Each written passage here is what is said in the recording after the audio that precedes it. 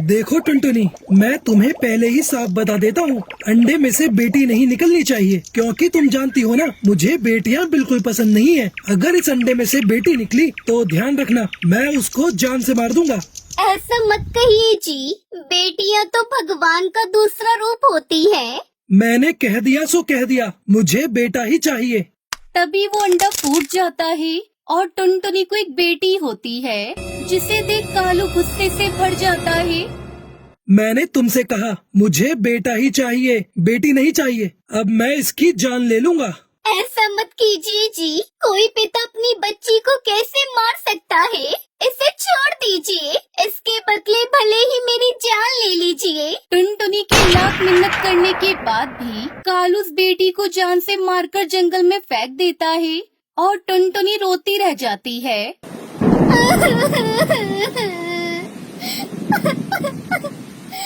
हे ऊपर वाले, अपनी बेटी को मरते हुए देखने से तो अच्छा था कि तुम मुझे ही मार देता। समय बीतता गया और एक दिन टुनटुनी को एक साथ 3 बेटियां हुई। टुनटुनी को कालू का डर सताने लगा, इसलिए वो बहुत घबराने लगी। अरे ये क्या हो गया? अगर कालू जी को पता चल गया कि मुझे एक साथ 3 बेटियां हुई हैं, तो वो इनकी जान ले लेंगे। मुझे कुछ तो करना होगा, मैं अपनी बच्चियों को नहीं मरने दे सकती। बहुत सोचने के बाद टुनटुनी अपनी तीनों बेटियों को लेकर उड़ जाती है और उन्हें एक जगह पर छिपाकर जाने लगती है। तभी उसकी सबसे छोटी बेटी कहती है, माँ, अभी हम तीनों बहुत छोटे हैं, आप हम तीनों को क्यों छोड़कर जा रही हो? माँ, हमारा ध्यान कौन रखेगा? मुझे माफ कर दो मेरी बच्चियों, अगर मैं तुम तीनों को अपने साथ रखती तो तुम्हारे पिताजी तुम्हारी जान ले लेते।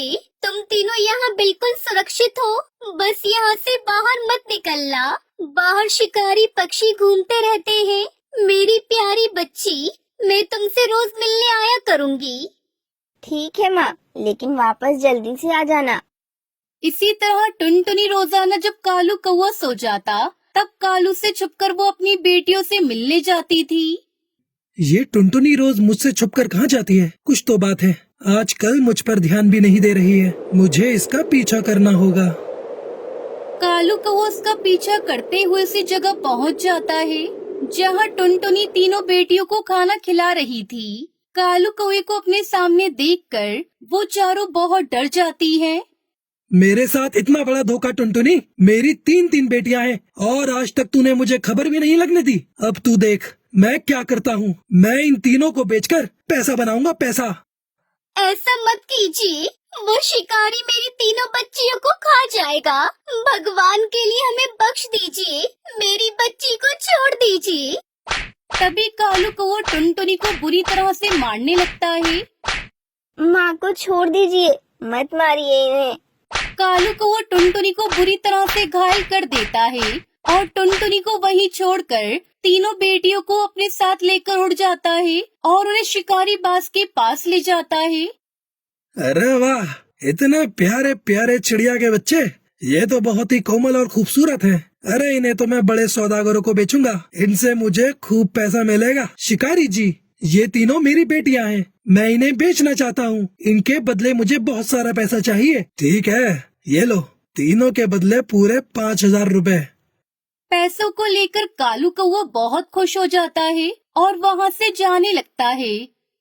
हमें छोड़कर मत जाइए पिताजी, ये शिकारी पता नहीं हमारे साथ क्या करेगा। पिताजी मत जाइए। लेकिन कालू कौवा वहाँ से चला जाता है। तभी रास्ते में एक चोर की नजर उस पर पड़ती है। इतना सारा पैसा ये मुझे दे दे, नहीं तो तू जानते जाएगा। नहीं नहीं, मैं ये पैसे नहीं दूंगा। तभी वो चोर कालू को हमला कर देता है, जिससे कालू घायल हो जाता है और वो चोर कालू के पैसे लेकर उड़ जाता है। उधर टुनटुनी की तीनों बेटियां बहुत डरी हुई थी। अब मैं तुम तीनों को सौदागर को बेचूंगा, उससे मुझे बहुत सारा पैसा मिलेगा। ये सुनकर तीनों बहुत डर जाती हैं। तीनों बेटियां कैद हो गई थी। सुनो मेरी बहनों, हमें इस शिकारी को चकमा देकर यहाँ से भागना होगा। पर कैसे? उस शिकारी ने तो हमें पिंजरे में बंद कर दिया है, अब हम क्या करेंगे? और उधर टुनटुनी बहुत परेशान थी। पता नहीं तुम कहाँ हो मेरी बच्चियों। अगर मुझे तुम्हें ढूंढना है तो मुझे तुम्हारे पिता के पास फिर से जाना होगा, लेकिन मैं तुम्हें ढूंढ कर ही रहूंगी मेरी बच्चियों। टुनटुनी ढूंढते हुए जैसे ही कालू के पास पहुंची तो वो घबरा गई। अरे आप तो बहुत जख्मी हो, ये चोट आपको कैसे लगी? कालू कौवा टुनटुनी को उस पक्षी की कहानी बताता है। तभी टुनटुनी घायल कालू की मदद करती है। देखा आपने, आपको अपनी बेटियों को बेचने की सजा मिली है। अगर आप अपनी गलती सुधारना चाहते हैं तो बता दीजिए, कहाँ है हमारी बेटियाँ? मैंने बेटियों को शिकारी बाज को बेच दिया है। चलो हम उसके पास चलकर अपनी बच्चियों को ले आते हैं। कालू और टुनटुनी शिकारी बाज के ठिकाने पर पहुंचते हैं। यहाँ तो ना ही शिकारी है और ना ही हमारे बच्चे।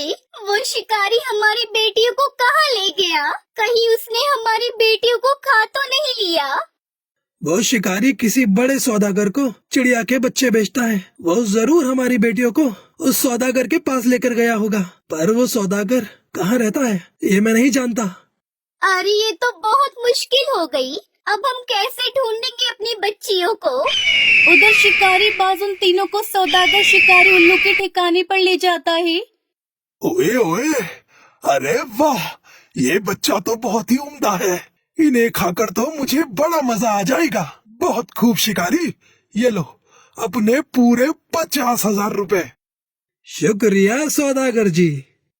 लगता है अब ये सौदागर हमें खाकर ही रहेगा। इस सौदागर ने हमें खरीद लिया है, अब हम नहीं बच पाएंगे। वैसे अच्छा ही है, हम जीकर भी क्या करेंगे। वैसे भी हमारे खुद के पिताजी ने हमें यहाँ बेच दिया। पता नहीं हमारी माँ किस हाल में होगी, जिंदा होगी कि नहीं। अब हम जीकर भी क्या करेंगे। सही कहा, माँ होती तो हमें जरूर बचाती। वैसे भी माँ के बिना जीवन नहीं होता। क्या पता माँ जिंदा हो। चलो हम यहाँ से भागकर अपनी माँ को बचा लेते हैं। इतना बोलकर तीनों एक साथ वहाँ से निकलकर भागती हैं। तभी सौदागर भागती हुई सबसे छोटी बेटी सुनहरी को अपने पंजों में दबा लेता है और शिकारी से कहता है, अरे ओ शिकारी, तेरे होते हुए बच्चियां भाग गई, इसलिए अब मैं तुझे एक बच्ची के ही पैसे दूंगा। ला मेरे बाकी के पैसे वापस कर, नहीं तो मैं तुझे ही खा जाऊंगा। शिकारी बाज पैसे वापस नहीं लौटाना चाहता था, इसलिए वो सोच में पड़ गया कि अब वो क्या करे। मैंने तो तुम्हें बच्चियां दी थी, अब वो भाग गई तो इसमें मेरी कोई गलती नहीं है। अब मैं तुम्हें कोई पैसे वापस नहीं देने वाला। इतना बोलकर शिकारी बाज पैसे लेकर वहाँ से भागने लगता है। तभी सौदागर उससे कहता है, ओए जहाँ भागना है भाग जा, एक दिन मैं तुझे मार कर खा जाऊंगा।